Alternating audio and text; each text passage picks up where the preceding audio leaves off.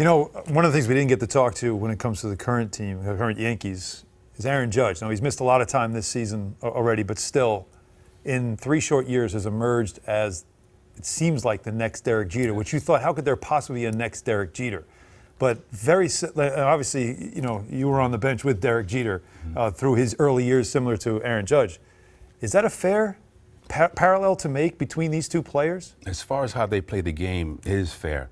Personality-wise, a little bit different, but the leadership qualities are there from the get-go. It's this kid, like you said, 2 or 3 years in the league, Aaron Judge, and he has that persona, that Derek Jeter kind of, you know, team first. Aura. Yes, the aura. He just plays the game with a confidence, you know, that untold leadership where, like, you know, even though he's young, you know that he is there about the team, and also the way they deal with the media sometimes too. And they're not going to give you too much, a little bit guarded. You know, they're not going to step on anyone's toes, but very smart. And I think what the biggest foundation for those 2 kids is their families. They've both come from unbelievable families. Mother and the fathers are there, and they just have a way of just showing respect for the game and accepting their role as a leader on the team. It's amazing how the Yankees can find another. Yeah, like, that's hard to believe, right? The fact that they found another. Yes, that it's them. And I remember when he first came up, you know, this guy was 6'9", 6'8", and there's no way he can play baseball at that size, even though Dave Winfield was big like that. But he's an unbelievable athlete, obviously, and just a great kid, really great kid. So, Rivera in the Hall of Fame, you got a chance to see it live and direct. To me, it just won't happen again. I mean, this is, again, this man accidentally learned how to throw a cutter, 1 pitch, and if you've seen any footage on his Instagram, like, he still looks like he can throw, he's healthy.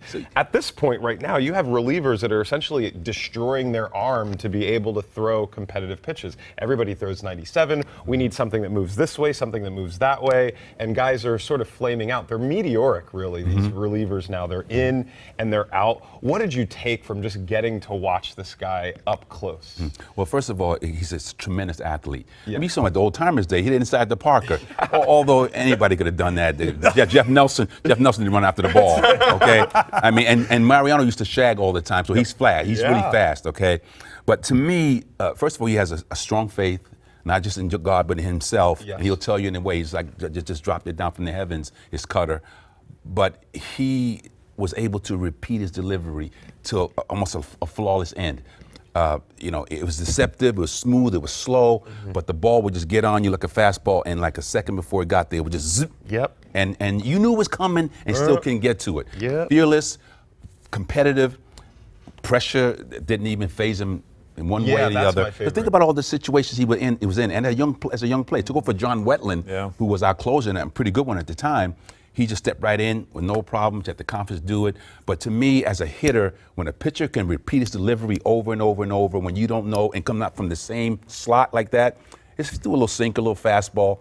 But you knew it was coming, Bill, and you still couldn't hit it. That to me is amazing. And it wasn't like he was throwing 97. Guys would just get there and you say, I got him. No, you don't. You know? And that's where we're breaking everywhere. Be inducted, Rivera, into the Hall of Fame on Sunday. All right, game time. You ready? You always like to play a game. It's called Willie or Silly.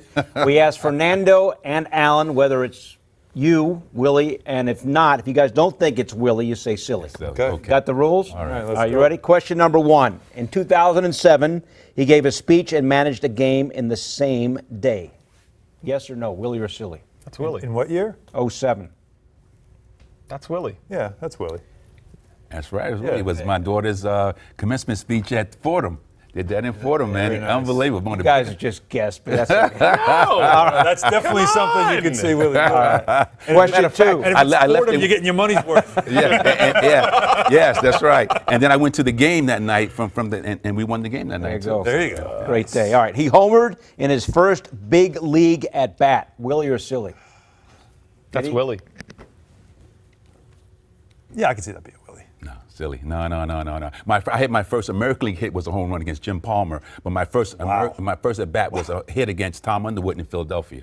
So when my first Wait, so your first at bat was not a home run, but it was a base hit? It was a base hit, yes. And then in the National League? In the American League. because I came up with the Pirates, remember? Right, right. Pirates, and got traded to the Yankees, and I was 0 for 13 going into that season. Went to Baltimore, Old Memorial Stadium. Jim Palmer, Hall of Fame, was pitching. Threw me a high fastball, took him deep, and that was my first American League hit. But my first big league hit was in Philadelphia against Tommy That's a Underwood. technicality now. That's a technicality. Deep cut. His brother played for the Chicago Bears. Willie or Silly? Silly. Silly. Actually, played for the Packers. For the Packers, that's right. Terry Randolph played for the Packers, that's right. That's right. He All did. right, so you guys got that one. You're going deep into the archive. This is all Wikipedia. We have a very deep research team for this. Question number 4. He grew up a Mets fan. Yes, that's Willie. Silly. Alan got it That's right. Willie, that's He Willie. said it. I grew up in Brooklyn, New York. I was just trying When to overthink. the Mets won in '69, we were dancing in the street. We could not believe they beat the mighty Orioles. Yep.